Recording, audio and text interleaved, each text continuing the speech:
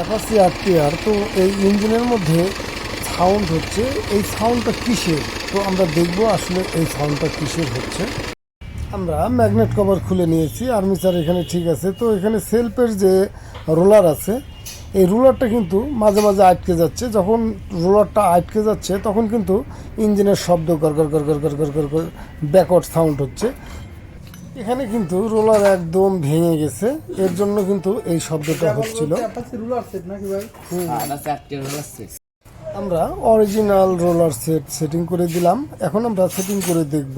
তো এখন কিন্তু ক্লিয়ার হয়ে গেছে, আসলে সেলফের রোলারেরই প্রবলেম ছিল, আমরা রোলার পাল্টিয়ে দিয়ে পরিবর্তন করে দিচ্ছি।